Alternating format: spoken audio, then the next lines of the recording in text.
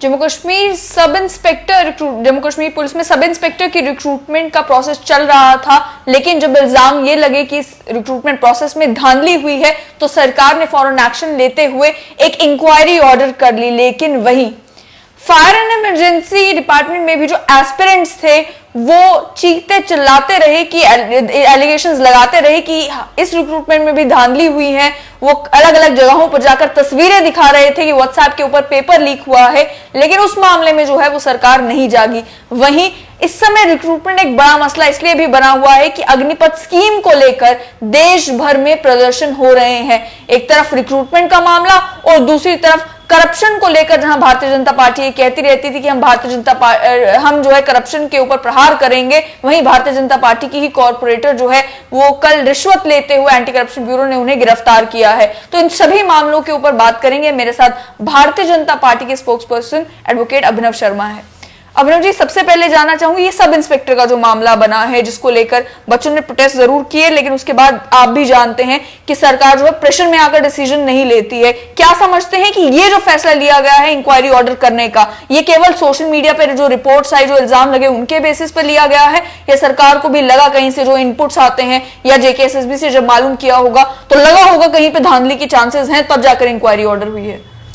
देखिए पल्लवी जी, ऐसा है, सब इंस्पेक्टर्स की जो रिक्रूटमेंट का प्रोसेस है ये आपके नोटिस में, आपकी डोमेन में भी था, पब्लिक डोमेन में तो था। इसमें थ्रेशोल्ड से जब ये स्टार्ट हुआ इश्यूज अराइज हो गए।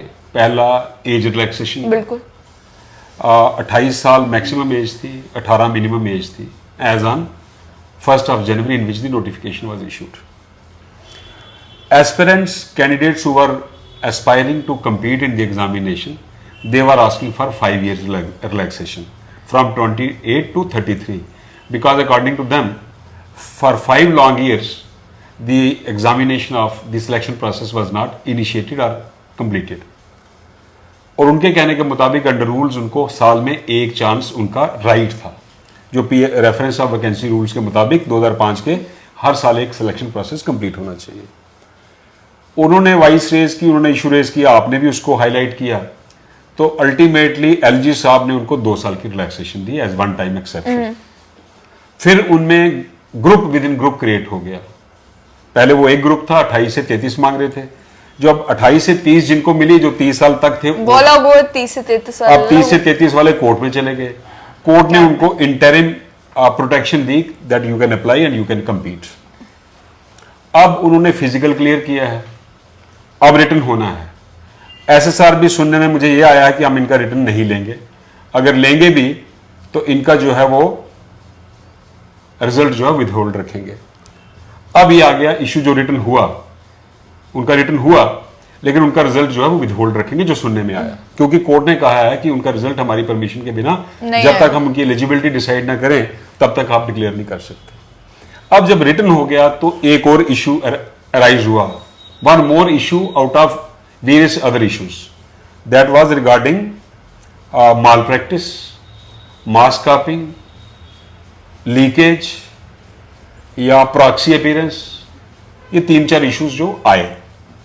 अब जो आपने कहा कि गवर्नमेंट कई बार प्रेशर में आके इंक्वायरी कमेटी कंस्टिट्यूट करती है या इंक्वायरी कमेटी को अपॉइंट करती है, इसमें जो मैंने सोशल मीडिया के थ्रू, आपके चैनल के थ्रू और जो प्रिंट मीडिया से भी देखा, इसमें जो बच्चे इसको हाईलाइट कर रहे हैं उन्होंने कुछ होमवर्क किया हुआ है, कुछ उन्होंने सब्सटेंशियल एविडेंस जो है, जो वो मेरे ख्याल में एलजी साहब के नोटिस में या चीफ सेक्रेटरी के नोटिस में लाई है, क्योंकि हर चीज पे immediately on the asking inquiry appoint नहीं होती, इसमें कुछ ना कुछ तथ्य बच्चों ने दिए होंगे। तो अब जो इंक्वायरी है उनको उनकी टर्म्स ऑफ रेफरेंस होंगी कि आपने क्या क्या जो है इसमें फाइंडिंग्स देनी है, और मेन इशू जो है वो जो बच्चे कह रहे हैं जी इसमें धांधली हुई है, इसमें करप्शन हुई है। अब वो इंक्वायरी कमेटी उसको इंक्वायर करेगी। इसमें मैं आपको ये कहूँ कि जब आप इंक्वायरी अपॉइंट कंस्टिट्यूट करते हैं committee to inquire into the allegations in the selection process, may be on the basis of corruption और अदर चार्जेस, इसमें इंक्वायरी कमेटी को बड़ा केयरफुली चलना पड़ता है कि क्या आप सारी सिलेक्शन प्रोसेस को, अगर चार्जेस प्रूव हुए तो कैंसलेशन की रिकमेंडेशन देंगे, या आप सेग्रीगेट करेंगे कि कौन कौन से बच्चे इसमें इन्वॉल्व थे, कौन कौन से बेनिफिशियरी थे? ये दो तरह की ऑप्शंस इंक्वायरी कमेटी के पास होती है। लेकिन आपको लगता है कि ये जो इंक्वायरी कमेटी बिठाई गई है, बच्चे ये मांग कर रहे हैं कि सीबीआई को प्रोब करना चाहिए कि पुलिस फोर्स को ज्वाइन करना है। काफी सिग्निफिकेंट ये रिक्रूटमेंट थी और पहली बार जेकेएसएसबी करने जा रही थी। पिछले रिक्रूटमेंट्स में भी उनको लेकर सवाल खड़े नहीं हुए, लेकिन इस रिक्रूटमेंट का पहली बार जेकेएसएसबी के थ्रू होना और ऐसे इल्जाम लग रहे हैं, तो क्या आप मानते हैं कि सीबीआई को इंक्वायरी करनी चाहिए? देखिए, ऐसा है, लॉ के मुताबिक दो तरह की इंक्वायरी होती है, इनफैक्ट तीन तरह की होती है। एक प्रिलिमिनरी होती है, एक रेगुलर डिपार्टमेंटल इंक्वायरी होती है, एक क्रिमिनल इन्वेस्टिगेशन होती है। अब ये जो इंक्वायरी कमेटी एलजी साहब ने कंस्टिट्यूट की, इसमें 3 कमिश्नर सेक्रेटरीज इसके मेंबर हैं। अगर तो ये फाइंडिंग देते हैं कि इसमें जो बच्चों ने एलिगेशंस लगाई हैं उनमें कुछ सब्सटेंस है, कुछ बेसिस हैं, कुछ चार्जेस प्रूव हुए हैं, तो उसकी ऑप्शन गवर्नमेंट के पास एक है। गवर्नमेंट ये सिलेक्शन कैंसिल भी कर सकती है, रिटन एग्जामिनेशन, इसको डी नोवो दोबारा भी होल्ड कर सकती है। और अगर इसमें इंक्वायरी कमेटी को यह पता चला कि इसमें करप्शन के चार्जेस भी प्रूव होते हैं, then it will be referred to any criminal investigating agency, be it ACB anti corruption bureau, be it CBI central bureau of investigation, और अगर कहीं फोर्जरी हुई है it can go to the crime branch also. तो ये second aspect है। पहले ये इंक्वायरी कमेटी एक फाइंडिंग देगी, उसके बाद इस फाइंडिंग में इंक्वायरी कमेटी क्या क्या रिकमेंड करती है, उसके बाद सीबीआई इंक्वायरी भी हो सकती है। लेकिन अगर उसमें ये आया कि इसमें मनी ट्रांजैक्शन इज इन्वॉल्व। लेकिन इसको लेकर अक्सर जो इंक्वायरी कमेटीज बनाई जाती हैं, खासतौर पर जम्मू कश्मीर की सरकार के द्वारा, उसको लेकर लोग ये इल्जाम लगाते हैं कि जितने भी ब्यूरोक्रेट्स हैं वो अपने लोगों को बचाने की कोशिश करते हैं, वो पूरी कोशिश करते हैं कि इंक्वायरी रिपोर्ट भी पब्लिक ना हो। इसका एक एग्जांपल देखने को भी मिला कि रिसेंटली एक आरटीआई एक्टिविस्ट ने जो जादू ब्रदर्स की डेथ हुई थी उसको लेकर बोला था कि इंक्वायरी कमेटी तो बनाई गई, इंक्वायरी की रिपोर्ट भी जो है वो कभी पब्लिक नहीं की गई, और उसके बाद कोई इंसाफ मिला हो या किसी के खिलाफ कोई एक्शन लिया हो वो भी कभी देखने को नहीं मिला। तो मानते हैं कि ये जो इंक्वायरी कमेटी बनाई गई है, क्या ये फ्री एंड फेयर तरीके से फंक्शन करेगी या इसका भी वही काम होगा बाकी इंक्वायरी कमेटीज की तरह कि लोगों का जो गुस्सा है उसे फिलहाल शांत कर देते हैं, बाद में लोगों को भूल जाएगा बाद में कि कुछ हुआ भी या नहीं? देखिए, ऐसा है, ये डिपेंड करता है इंक्वायरी कमेटी के मेंबर्स कौन है, उनकी इंटेग्रिटी क्या है, उनकी बैकग्राउंड क्या है। देखिए, मैं किसी को यहां पे डिफेंड नहीं कर रहा हूं, लेकिन जो 3 ऑफिसर इसमें इंक्लूड किए गए हैं उनकी रेपुटेशन, उनकी इंटेग्रिटी एडमिनिस्ट्रेशन में भी अबव बोर्ड है और पब्लिक में भी अबव बोर्ड है। तो इसलिए इस कमेटी के बारे में कुछ कहना, मेरी अपनी जहां तक मेरी समझ, जहां तक मैं इनको जानता हूं, इन पे एस्पर्शंस कास्ट करना अनरीजनेबल होगा। और ऐसा नहीं होता कि गवर्नमेंट जो है हर चीज को अपने तरीके से चलाना चाहती है, पर्टिकुलरली जब at the helm of the affair आपको एलजी जो हैं वो मनोज सिन्हा जैसे हैं, राइट। नंबर 2, इसमें मैं ये भी सोचता हूं कि बेहतर होता, it would have been better had there been a retired judge of the High Court included in the inquiry committee, if not judge, at least some legal luminary, क्योंकि इसमें कुछ ऐसे तथ्य होंगे, कुछ ऐसे एस्पेक्ट्स होंगे जिसमें लॉ की इन्वॉल्वमेंट होगी। हालांकि इसमें लॉ सेक्रेटरी एक मेंबर है, फिर भी बेहतर होता कि अगर कोई जुडिशियल बैकग्राउंड से, जिसको जुडिशियल एक्सपीरियंस होता, वो भी इसमें इंक्लूड किए जाते तो एक बेटर रिपोर्ट आ सकती थी। फायर एंड इमरजेंसी डिपार्टमेंट जो रिक्रूटमेंट करने जा रहा था उसके बारे में समझना चाहूंगी कि उसको लेकर भी इनिशियली जो है इसी तरीके से धांधली के इल्जाम लगे, बच्चों ने प्रोटेस्ट भी किया और मीडिया में आकर भी बात की, लेकिन उस मामले में जो है वो सरकार ने इंक्वायरी ऑर्डर नहीं की, उस मामले में जो है उनकी बातों को सीरियसली नहीं लिया गया। क्या समझते हैं कि क्या कारण रहा? देखिए पल्लवी जी, उसमें बच्चों ने इशू रेज किया, कुछ वो अटेंशन जो मीडिया मीडिया ने देनी चाहिए थी, या वो सीख नहीं कर पाए, या मीडिया की नोटिस से ये अननोटिस चला गया, जितना उसको हाईलाइट करना चाहिए था वो नहीं हुआ। अल्टीमेटली वो बच्चे कोर्ट में गए, लेकिन कोर्ट में क्या होता है, डॉक्यूमेंट्री एविडेंस मांगी जाती है, वो उनके पास उस लेवल की नहीं थी, और ना ही कोर्ट इंक्वायरी कर सकती है जैसे इंक्वायरी कमेटी कर सकती है या कोई इन्वेस्टिगेटिंग एजेंसी कर सकती है। वो कोर्ट ने उनको कहा जी हम इस एलिगेशंस के बेस पे सिलेक्शन क्वाश नहीं कर सकते, इस पे इंक्वायरी होनी चाहिए, लेकिन हम इंक्वायरी हम नहीं कर सकते, जज तो इंक्वायरी करते नहीं कोर्ट में। इंक्वायरी कमेटी में रिटायर्ड जज हो सकते हैं, लेकिन जो प्रिजाइडिंग ऑफिसर्स होते हैं, जो एक सर्विस मैटर डील करते हैं, वो इंक्वायरी नहीं कर सकते। तो अगर मीडिया की अटेंशन मिली होती तो मुझे लगता है फायर एंड इमरजेंसी सर्विसेज में जो फायरमैन और फायरमैन ड्राइवर्स की सिलेक्शन हुई है, उसमें इससे भी ज्यादा गड़बड़ी हुई है जो सब इंस्पेक्टर्स की रिक्रूटमेंट में अलेज की जा रही है। उसके मैं मोटे मोटे कारण बताता हूं। मैंने अपनी 32 साल की वकालत में और 54 साल के लाइफ के एक्सपीरियंस में मैंने आज तक नहीं देखा कि कोई सिलेक्ट लिस्ट जो निकली हो वो पेपर में पब्लिश नहीं हुई हो। इसकी सिलेक्ट लिस्ट जो है वो सैटरडे को शाम को 8 बजे फायर एंड इमरजेंसी के जो सर्विसेज के जो डायरेक्टोरेट हैं उनकी वेबसाइट पे अपलोड हुई है, और संडे को इनका अपॉइंटमेंट ऑर्डर निकला है दूसरे दिन। और अपॉइंटमेंट ऑर्डर में लिखा गया है जिनके टेस्टिमोनियल्स, कैरेक्टर सर्टिफिकेट्स या कैटेगरी सर्टिफिकेट्स या और सर्टिफिकेट्स इनकम्प्लीट भी हैं, वो भी ज्वाइन कर सकते हैं। और एक ही बाप के 4 बच्चे बडगाम डिस्ट्रिक्ट के इस सिलेक्शन लिस्ट में उनके नाम हैं, और 3 के सेम नंबर्स हैं, 91। अगर आप भी इतना कन्विंस लग रहे हैं कि जो एलिगेशंस लगाए गए हैं इसमें कहीं ना कहीं सदाकत हो सकती है, तो आपका काम भी तो ये है कि सरकार तक ये सारी बातें पहुंचाई जाए। के भी एक फादर के 2 बच्चे, दोनों के सेम नंबर्स 91। इसके अलावा बच्चों ने यह भी कहा कि स्क्रीनशॉट्स हमारे पास अवेलेबल हैं। 20 सितंबर 2020 को रिटन एग्जाम होता है, और उसी दिन सुबह 7:30 बजे स्क्रीनशॉट आता है कि ये क्वेश्चन पेपर है, पर्टिकुलरली क्वेश्चन नंबर 84। और साथ में जो सिलेक्शन का क्राइटेरिया चेंज किया गया, सिलेक्शन का क्राइटेरिया था 65 marks for written examination, 5 for matriculation, 5 for 10+2 and I think 10 for graduation and 20 for viva voce. अब चूंकि जो हायर क्वालिफाइड थे, ग्रेजुएट थे, उन्होंने ग्रेजुएशन के बेस पे 10 नंबर लेने थे, 10+2 के बेस पे 10 नंबर लेने थे, और मैट्रिक के बेस पे 10 नंबर लेने थे, क्योंकि क्वालिफिकेशन रिक्वायर्ड 8 थी। वो डिस्पेंस विद किया गया और सिर्फ रिटन एग्जाम के बेस पे जो है वो एग्जाम कंडक्ट करके सिलेक्शन की गई, और मेजॉरिटी जो है इसमें 8th और 10th स्टैंडर्ड के बच्चे सिलेक्ट हुए। और out of 338 from general category 86 की 81 सिर्फ बडगाम डिस्ट्रिक्ट से हैं, और 56 बच्चे टोटल जम्मू रीजन से हैं 10 डिस्ट्रिक्ट में से। मैं कहता हूं इससे बड़ी एग्जांपल फेवरेटिज्म की या अनरीजनेबल सिलेक्शन प्रोसेस की नहीं हो सकती जितनी फायर एंड इमरजेंसी सर्विसेज में। तभी मैंने कहा कि ऐसे में अगर आप कन्विंस हो गए कि इसमें हो सकता है कोई ना कोई धांधली हो, तो उनकी आवाज को सरकार तक पहुंचाना भी तो आप ही का काम है। अब भारतीय जनता पार्टी, आप कहते हैं कि नहीं हम जम्मू कश्मीर में रूलिंग पार्टी नहीं है, लेकिन डेलीगेशन लेकर लेफ्टिनेंट गवर्नर मनोज सिन्हा से मिलना, उन्हें बताना कि इस रिक्रूटमेंट में भी है जो कोई मसला बना हुआ है, इस रिक्रूटमेंट में बच्चे ये कह रहे हैं, ये भी तो आप ही का काम है। देखिए, मैंने ये इशू पहले भी रेज किया था, चूंकि मैं इसको कोर्ट में डील कर रहा था। अब चूंकि आपने फर्स्ट टाइम इसको रेज किया, मेरे नोटिस में लाया है, तो मैंने आपको इसमें कुछ लूप होल्स बताए हैं, कुछ तथ्य, कुछ फैक्टर्स बताए हैं। तो अब मुझे लगता है आपके माध्यम के थ्रू चीफ सेक्रेटरी को भी ये चीज नोटिस में आएगी, और लेफ्टिनेंट गवर्नर साहब के नोटिस में भी आएगी, और अगर बच्चे इसको और हाईलाइट करते हैं तो मैं तो चाहता हूं कि आप भी इसको और हाईलाइट करो ताकि उनके साथ भी जस्टिस हो।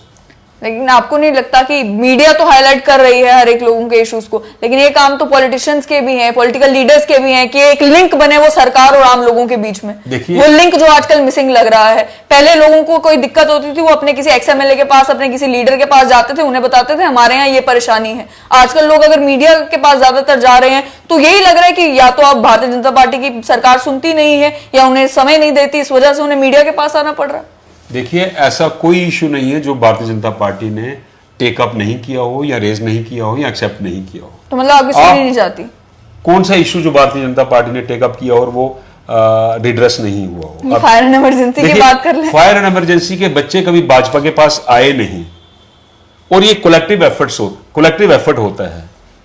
अकेले काम करना मुश्किल हो, एक कोलेक्टिव एफर्ट होता है। जो एग्रीव्ड कैंडिडेट्स होते हैं उनको भी एफर्ट्स करने पड़ते हैं, पॉलिटिकल लीडर्स को भी एफर्ट करना पड़ता है, और मीडिया को उनको सपोर्ट करना पड़ता है, ताकि जो ग्रीवेंसेस हैं, जो शिकायतें हैं, वो प्रॉपर लेवल तक पहुंचे और उस पर इंक्वायरी हो। एग्रीव कैंडिडेट्स की अगर बात की जाए तो अग्निपथ स्कीम जो आई है उसके रेपरकशंस देखे जा रहे हैं। देश भर में जो है वायलेंट प्रोटेस्ट हो रहे हैं, जम्मू कश्मीर में भी वायलेंट तो नहीं लेकिन प्रोटेस्ट जरूर हो रहे हैं। उन प्रोटेस्ट को लेकर पहले तो जो है जाहिर सी बात है कि अलग अलग लोग अपने अपने बयान देना शुरू कर देते हैं कि ये गलत हो रहा है, वो गलत हो रहा है। लेकिन क्या समझते हैं कि क्या सरकार की अप्रोच कि आप कोई स्कीम लाते हैं, उस समय लोगों को कंसल्ट नहीं किया जाता स्कीम लाने से पहले, और उसके बाद फिर रिलैक्सेशन पे रिलैक्सेशन दी जाती है कि अब एज रिलैक्सेशन भी दे देते हैं, अब रिजर्वेशन भी दे देते हैं, अब ये भी दे देते हैं। ये तरीका क्या सही समझते हैं आप? देखिए पल्लवी जी, जो अग्निपथ है ना, ये स्कीम अगर आप इसको प्रॉपरली स्टडी करें तो ये नेशनल इंटरेस्ट में है, राइट। अभी आपने रशिया और यूक्रेन की वार देखी, उसमें यूक्रेनियन सिविलियंस फाइट कर रहे हैं। ये उसी पैटर्न पे देश के हित में एक पॉलिसी डिसीजन लिया गया, लेकिन अनफॉर्चुनेटली कई पॉलिटिकल लीडर्स ने इसको बिना स्टडी किए हुए, बिना नेशनल इंटरेस्ट को मद्देनजर रखते हुए अपनी बयानबाजी की, और इसमें जो पथराव हो रहा है, जो आगजनी के इंसिडेंट आपके नोटिस में आ रहे हैं, ये सारे वो कैंडिडेट्स नहीं हैं। इसमें हर एक पॉलिटिकल पार्टी के लीडर्स इन्वॉल्व हैं, और बिना स्टडी किए हुए देश का जो युवा है उसको मिसगाइड कर रहे हैं। अभिनव जी, फार्म लॉज के टाइम पर भी यही कहा गया था कि फार्मर्स को समझ में नहीं आ रहा कि ये फार्म लॉज उनके हित में कैसे हैं, बाद में वापस लेने की जरूरत पड़ गई। माना जा सकता है कि जो स्कीम, कोई भी स्कीम अगर लाई जाती है, कोई भी कानून अगर सरकार बनाती है तो लोगों के हित के लिए ही बनाती है, लेकिन लोगों को कन्विंस तो आप तब कर पाएंगे जब स्कीम बनाते हुए जो स्टेक होल्डर से बात की जाए, जब कम्युनिकेशन एफर्ट्स इस तरीके के हों, जब कोई स्कीम जब लाई जाए फेज्ड मैनर में लाई जाए ताकि लोगों को कॉन्फिडेंस में लिया जा सके। या आप समझते हैं कि खुद डिसाइड कर लिया और उसके बाद स्कीम इंप्लीमेंट कर दी, लॉ इंप्लीमेंट कर दिए, फिर जब रिएक्शन आना शुरू हुआ तो लीजिए एज रिलैक्सेशन, लीजिए ये आपको कर देते हैं, लीजिए आपकी ये बात मान ली जाती है। देखिए, एज रिलैक्सेशन प्रेशर में आके नहीं दी गई। एज रिलैक्सेशन का बेसिस था जो पिछले 2-3 साल में सिलेक्शन प्रोसेस नहीं हुआ है, राइट। जैसे यहाँ पे कंबाइंड कॉम्पिटिटिव वालों को जम्मू कश्मीर में मिला, सब इंस्पेक्टर्स को 2 साल का मिला। क्यों मिला? इसीलिए कोविड के दौरान उसमें ऑर्डर में लिखा हुआ है कि 2 साल सिलेक्शन प्रोसेस नहीं हो सका। जो आपने कहा जी, पब्लिक को कॉन्फिडेंस में लेने के बाद ये डिसीजन लेने चाहिए। देखिए, हम एक बहुत बड़ी डेमोक्रेसी का हिस्सा है। अनफॉर्चुनेटली उस डेमोक्रेसी में हमारे जो ओपोजिशन के जो लोग होते हैं, वोट बैंक की राजनीति उनके पहली होती है, नेशनल इंटरेस्ट वो शायद इतना कंसीडर नहीं करते। इससे पहले कि पब्लिक इसको समझे, अंडरस्टैंड करे, वो इसको अपने पॉलिटिकल माइलेज के लिए एक अलग से रंग देते हैं।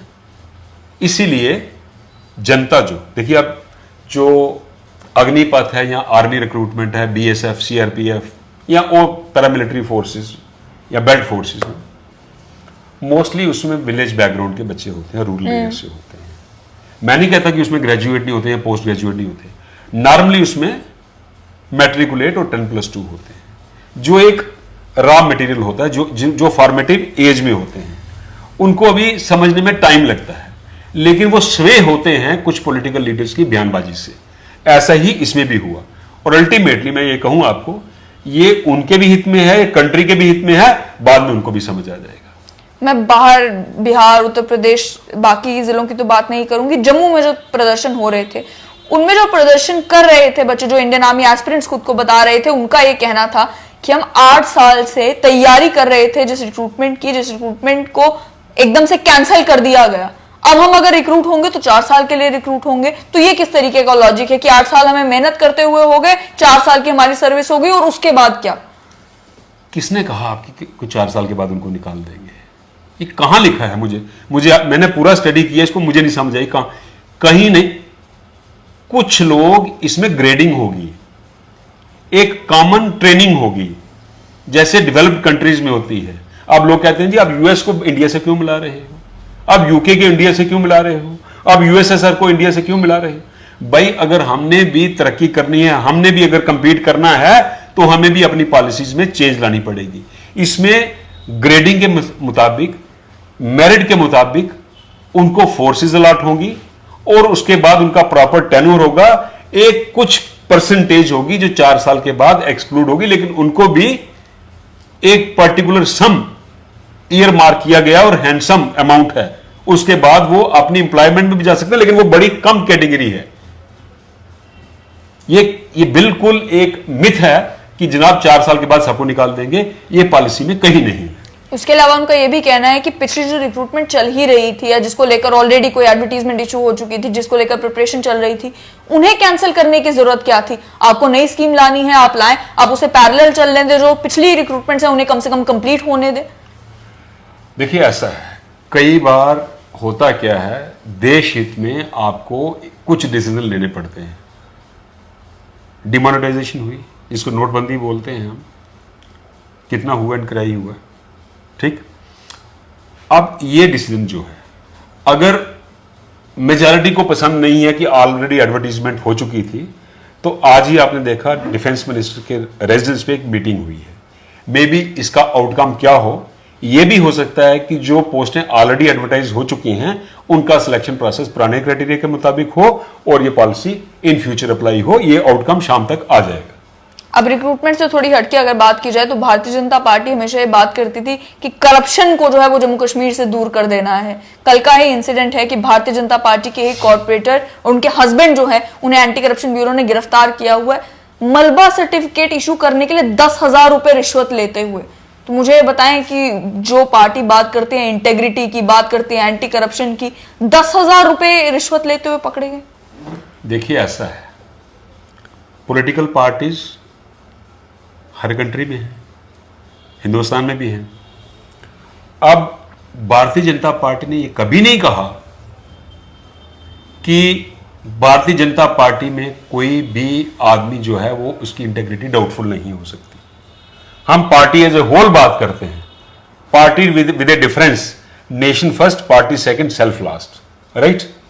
अब अगर जो कल का इंसिडेंट हुआ है, जो एसीबी ने रेड हैंडेड ट्रैप किया है, डिमांड की है कि नहीं की, देखिए ट्रैप केस में 3 रिक्वायरमेंट्स होती हैं, demand, acceptance and recovery, right. ना मैं किसी को क्लीन चिट दे रहा हूं, ना किसी को मैं मुलजिम ठहरा रहा हूं। अल्टीमेटली ये एसीबी ने इन्वेस्टिगेट करके कोर्ट में प्रेजेंटेशन करनी है चालान की।